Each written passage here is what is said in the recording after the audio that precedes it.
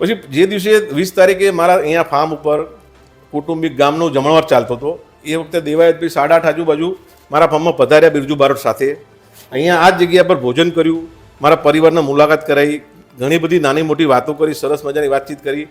પછી એમને શું કર્યું કે અહીંયાથી ડાયરાનું સ્થળ હતું ત્યાં જોવા ગયા, બધું વ્યવસ્થાના ભાગરૂપે ત્યાં વિઝિટ કરી.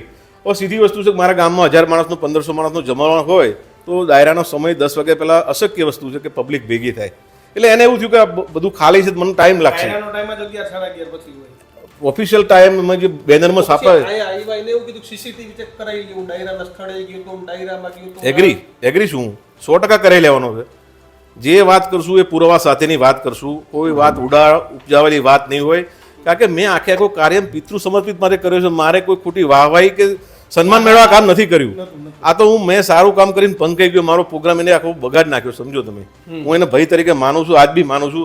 અને એને જે મારી જોડે આખી રમત જે રમી એ હું કલ્પની ના શકું સાહેબ. ત્યાં આગળ સ્થળ ઉપર જઈને એને ચેક કર્યું, મને કે તમારે અહીંયા તો બહુ ટાઈમ લાગશે, હજુ બધું માણસ નથી.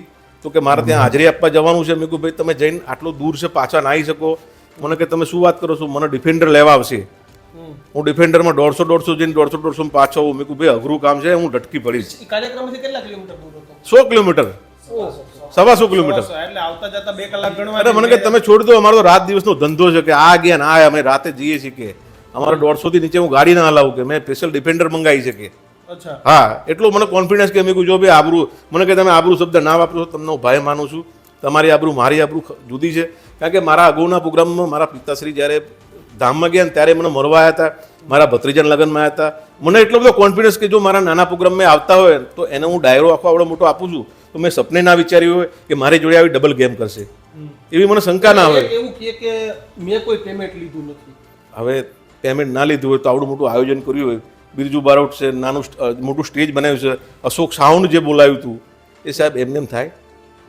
તમને એવું લાગે છે કે હું જે આ તમને વાત કરી બ્લડ ડોનેશનનો કેમ્પ, બાળકોનો જમાડવાના જે અમે ડોનેશનની કીટો જે વેચી છે બરાબર, તો તમને એવું લાગે છે કે હું એમને મારો કાર્યક્રમ થયો છે?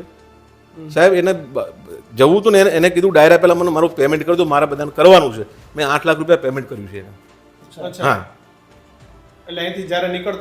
મારા ત્યાં જમીન નીકળ્યા, મારા વાડીના પ્રોગ્રામમાં ગયા, મારા ભત્રીજા ધુરાજે એને હાથોહાથ પૈસા આપ્યા છે. 8 લાખ રૂપિયા રોકડા આપ્યા છે, રોકડા.